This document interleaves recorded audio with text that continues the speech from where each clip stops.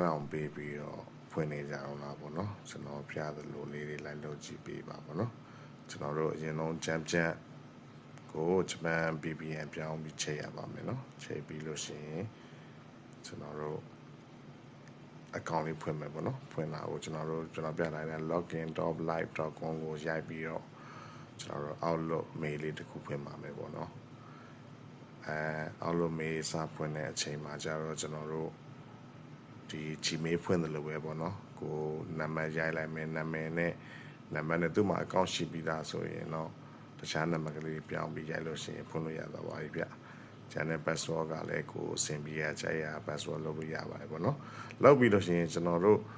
မွေးလာတွေထည့်မယ်ပေါ့နော်အဲ့ဒါထည့်ပြီးကျွန်တော်တို့ Gmail လို့ပဲ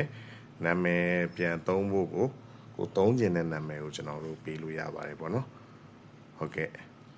အဲကြတော့ကျွန်တော်ဒီ process တွေအကုန်လုံးကကျွန်တော်တို့ Gmail ခါတိုင်းဖွင့်မှုရင်ဖွင့်လို့လွယ်လေးပဲဖွင့်လို့ရပါတယ်ပေါ့နော်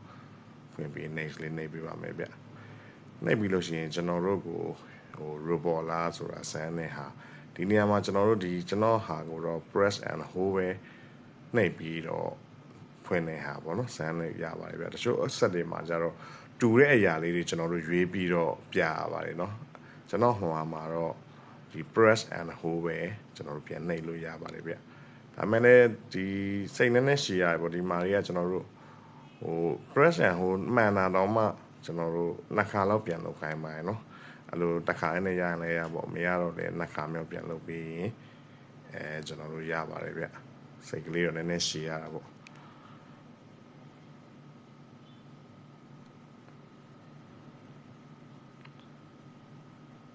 အဲ့လိုရသွားပြီဆိုရင်ကျွန်တော်တို့ okay လေးနှိပ်ပြီးလို့ရှင်ပေါ့ကျွန်တော်တို့ဒါ Microsoft account ဖွင့်လိုက်တဲ့သဘောပေါ့နော်ဒီလို Microsoft account ဖွင့်လို့ရှိရင်ကျွန်တော်တို့ဒီစာရင်းတွေအများကြီးကြာလာမယ်ပေါ့နော်ကြာလာပြီဆိုလို့ရှိရင်ကျွန်တော်တို့ဒီရွေးရမယ့်ဟာလေးရှိပါတယ်ဗျအဲကျွန်တော်တို့tablet နဲ့ဖွင့်နေဖုန်းနဲ့ဖွင့်နေဆိုတော့ desktop site လေးထားဖို့လိုတယ်ပေါ့နော်ဒီလိုမျိုးလေးပေါ်လာတော့ကျွန်တော်တို့အမားကြီးလေးတစ်ချက်နှိပ်လိုက်ပါနှိပ်ပြီးတော့ကျွန်တော်တို့တောင်းအောက်ကလေးကိုဆွဲချမယ်ဗျာနော်အောက်ကလေးကိုဆွဲချတဲ့အချိန်မှာ Outlook your life organizer ဆိုတဲ့ဟာလေးကိုတစ်ချက်နှိပ်ပေးရပါမယ်ဗျအဲ့မှာကျွန်တော်တို့စာအိတ်အပြပုံလေးနဲ့ရသွားပြီဆိုရင်ကျွန်တော်တို့ Outlook mail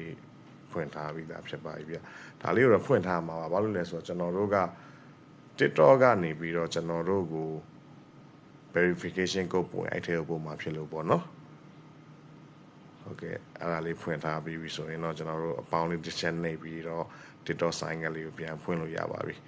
ဒီနေ့မှာကျွန်တော်အကြံပေးချင်တာကတော့ကျွန်တော်တို့ Outlook ခုနဖွင့်ခဲ့တဲ့ birthday date နဲ့ပဲကျွန်တော်ဖွင့်သေးချင်ပါတယ်ပေါ့နော်အဲ့လိုမျိုးအတိအကျဖွင့်မှအဆင်ပြေအများပါတယ်ဗျနော်ဒီ email address နေရာမှာကျွန်တော်တို့ခုနဖွင့်တဲ့ Outlook mail လေးကိုကျွန်တော်တို့ထည့်ပြီး password ကိုထည့်လိုက်တယ်ဆိုရင် sign up လုပ်ပြီးသွားပါပြီဗျတကယ်လို့ sign up လုပ်ရင်လည်းသူက sign up ကိုလုပ်ပြီးဆက်ပြီးတော့ပျောက်သွားတာဖြစ်တတ်တယ်ပေါ့နော်အဲ့လိုပျောက်သွားတာဖြစ်လို့ရှိရင်တော့ကျွန်တော်တို့ဒီ TikTok sign in ဆိုပြီးတော့ပြန်လုပ်ပေးရမယ်ပေါ့နော်အခုဒီကတော့ကျွန်တော်က recording လုပ်ထားရင်းနဲ့အတန်သွင်းတာဆိုတော့နည်းနည်းလေးစာနဲ့လုပ်ပုံနဲ့မကိုက်ဖြစ်တတ်တယ်ပေါ့နော်တကယ်လို့အဲ့လိုမျိုးမကိုက်လို့ရှိရင်じゃကျွန်တော်တို့ဒီဗီဒီယိုလေးကို pause လုပ်ပြီးတော့တဆင်ချင်းကြီးသွားပေးလို့ရပါတယ်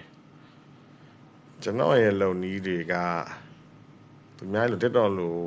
အကောင့်ဖောက်ခိုင်းလို့9000တော့မကုန်18000လောက်တော့ကုန်ပါဗျာဒါပေမဲ့ကျွန်တော်လည်းကနောက်တာပါတကယ်18000ကုန်ရင်လည်းကျွန်တော်တို့တကယ်လို့ရုံးဝင်တန်းနေဖြစ်တဲ့အိမ်မှာမိသားစုဝင်တွေရှိတယ်ဆိုလို့ရှိရင်တော့ကျွန်တော်တို့လောက်လို့ရပါတယ်ပေါ့နော်ကျွန်တော်တို့ share လုပ်ခြင်းအကောင့်တစ်ခုရမယ်ဒီလိုဖွင့်ခြင်းတဲ့ဟာလေးတွေကိုလွယ်လွယ်ကူကူဖွင့်လို့ရမယ်ပေါ့နော်ဒါ TikTok ကျွန်တော်ပြောနေတဲ့တော့တင်မှာ TikTok မှာလည်းအဲ့လို verify လုပ်တဲ့ဟာနှစ်ခုပေါ်ပါတယ်ပေါ့နော်မှန်ရင်လည်းထက်ကပြန်လုပ်ခိုင်းတယ်အဲ့ဒါစိတ်လေးနည်းနည်းရှည်ပြီးလုပ်ပြီးလို့ရှိရင်မိတ်ဆွေတို့လိုချင်တဲ့အော်မီတို့လိုချင်တဲ့ဘာဘီတို့လိုချင်တဲ့ခေါင်းကြီးတို့လိုချင်တဲ့ Japanese TikTok account လေးကိုလွယ်လွယ်ကူကူ9မိနစ်လောက်နဲ့အမြန်ဆုံး ဖွင့်လို့ရလိမ့်မယ်လို့ထင်ပါတယ်前中共总理李克强。